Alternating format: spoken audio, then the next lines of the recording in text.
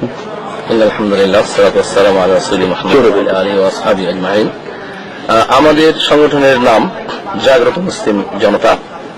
আমাদের এই সংগঠনের লক্ষ্য এবং উদ্দেশ্য হচ্ছে নির্যাতিত, নিপীড়িত, বঞ্চিত জনগণকে তাদের অধিকার আদায়ের জন্য সোচ্চার হওয়া এবং তাদেরকে জাগ্রত করা, তাদের ইমানি বলকে মজবুত করা এবং তাদেরকে সমস্ত অন্যায় এবং অপশক্তির বিরুদ্ধে সোচ্চার হয়ে তারা শক্তিশালীভাবে গড়ে ওঠার জন্য তাদের মন, মানসিকতা, দেহ, বল সমস্ত কিছুকে আমরা শক্তিশালী করার জন্য তাদেরকে সহযোগিতা করে থাকি। আমাদের এটা একটি সামাজিক সংগঠন।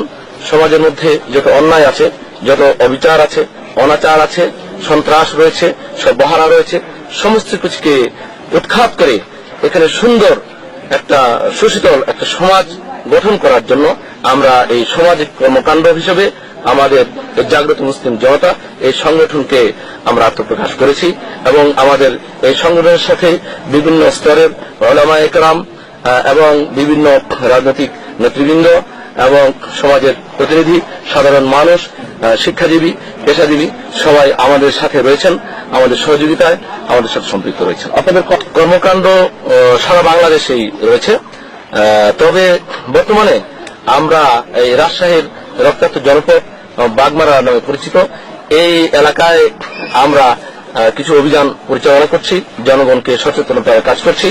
এখানে সর্বহারাদেরকে উৎখাত করার জন্য আমরা অভিযান পরিচালনা করছি।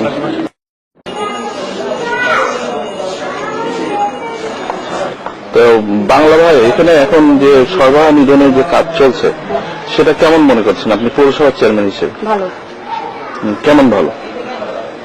জনগণের জন্য ভালো, আমাদের জন্য ভালো, সবার জন্য ভালো। এনারা কি কি করছেন?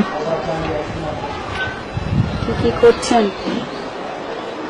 মাদক দ্রব্য যেগুলো আছে সেগুলো ইয়ে করতেছে, সরবরাহ যারা করে তাদেরকে স্যালেন্ডার করছে, তারপরে অস্ত্র উদ্ধার করছে। আচ্ছা, তো আগের চেয়ে পরিবেশ কেমন এখন এলাকার পরিবেশ? সন্ত্রাস মুক্ত এখন বর্তমানে। আপনি কি মনে করেন যে এটা বজায় থাকবে? বজায় থাকবে মানে এই অবস্থা কি থাকবে বলে মনে হচ্ছে, না পরিস্থিতি আরো খারাপ হবে? না, যদি এখন চলে যান আর মানে বাংলা ভাইরা, হ্যাঁ হ্যাঁ, তাহলে পরিস্থিতি কেউ বলতে পারছি না। তবে আর কিছুদিন থাকলে, বা এটা তো নির্মূল হয়নি এখনো, সম্পূর্ণভাবে এখনো নির্মূল হয়নি, সর্বহারার নির্মূল হয়নি।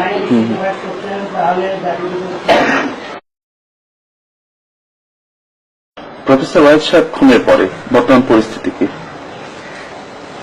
মামলা কি অবস্থা? মামলা তো ঠিক মতো আমরা এটা দেখতেই পারিনি। সোজা কথা যে মামলার অবস্থা এখন কি অবস্থা আছে এই খোঁজটা আমরা সাহস আমাদের নেই। আচ্ছা, কেন সাহস হয়নি? এলাকার অবস্থা অত্যন্ত খারাপ, আর কাউকে হারাতে চাই না।